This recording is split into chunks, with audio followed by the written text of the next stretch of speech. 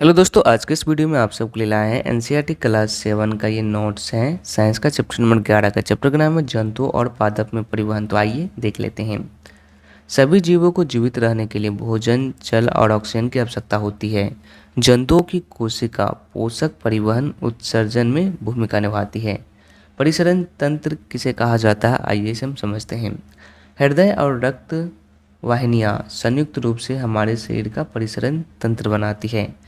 रक्त क्या होता है, तो रक्त तरल पदार्थ है जो रक्त वाहिनियों में प्रभावित होती है। ओके, जैसे कि में किस में प्रभावित होती है, नसों में। रक्त एक तरल से बना है जिसे कि प्लेज्मा कहा जाता है। हीमोग्लोबिन किसे कहते हैं, आइए इसे समझते हैं। लाल रक्त की कोशिका होती है, हीमोग्लोबिन लाल रक्त की कोशिका होती है जिसमें एक लाल वर्णक होता है जिसे क्या कहा जाता है, तो हीमोग्लोबिन कहा जाता है। हेमोग्लोबिन के कारण ही रक्त का रंग क्या होता है, तो लाल होता है। ओके, श्वेत रक्त कोशिका किसे कहते हैं। श्वेत रक्त कोशिका ये कोशिकाएं उस रोगाणुओं को नष्ट करती है जो हमारे शरीर में प्रवेश कर जाते हैं। प्लेटलेट्स किसे कहा जाता है, आइए इसे समझते हैं।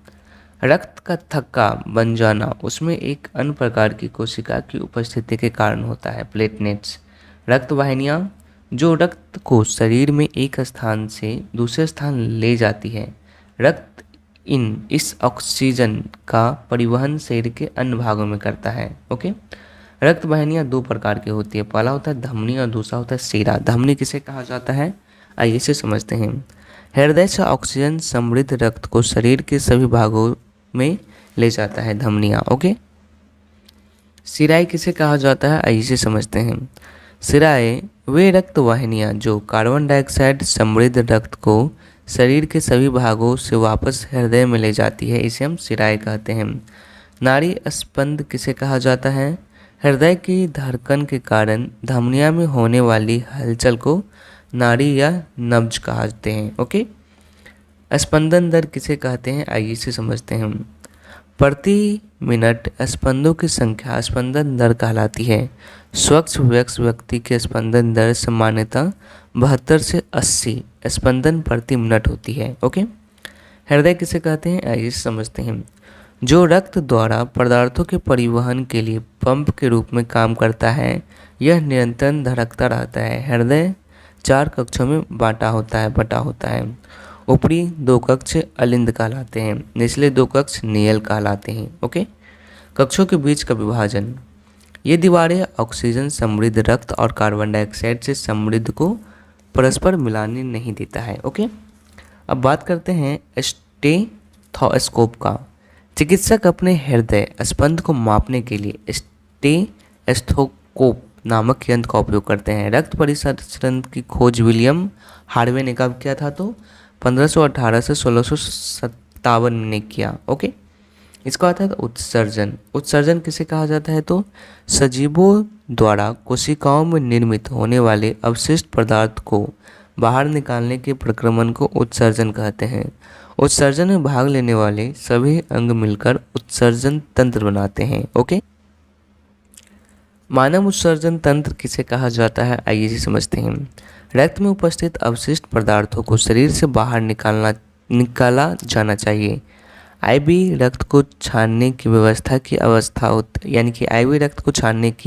व्यवस्था की आवश्यकता होती है। यह व्यवस्था गुर्दे में उपस्थित रक्त कोशिकाओं द्वारा उपलब्ध की जाती है।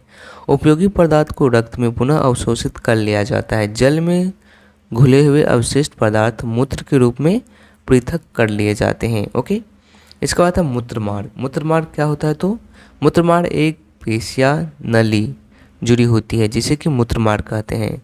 मूत्ररंध्र किसे कहा जाता है, जिससे मूत्र शरीर से बाहर निकाल दिया जाता है, उसे मूत्ररंध्र कहा जाता है। ओके, वयस्क व्यक्ति सामान्यतः 24 घंटे में 1 से 1.8 लीटर मूत्र करता है।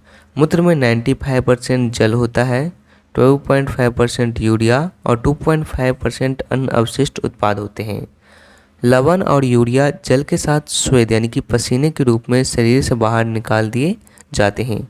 पक्षी, कीट और छिपकली अर्धघन सेमी सॉलिड रूप में यूरिक अम्ल का उत्सर्जन करते हैं। ओके, पादपों में पदार्थों का परिवहन।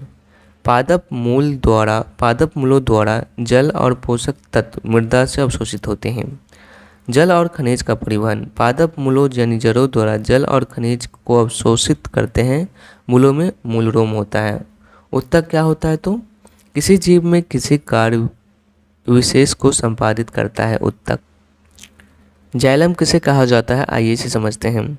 जल और पोषक तत्वों के परिवहन के लिए पादपों में संवहन उत्तक होता है। फ्लोएम किसे कहा जाता है? तो भोजन को पादप के सभी भागों में संवहन उत्तक द्वारा किया जाता है। जाइलम और फ्लोएम पादप में पदार्थों का परिवहन करते हैं। वाष्पोत्सर्जन, पादप वाष्पोत्सर्जन के प्रगमन के द्वारा बहुत अधिक जल निर्मुक्त करते हैं। पादप मृदा से खनिज, पोषक तत्व और जल अवशोषित करते हैं। यही होगा नोट्स। वीडियो पसंद आए तो लाइक जरूर कीजिएगा। Thank you.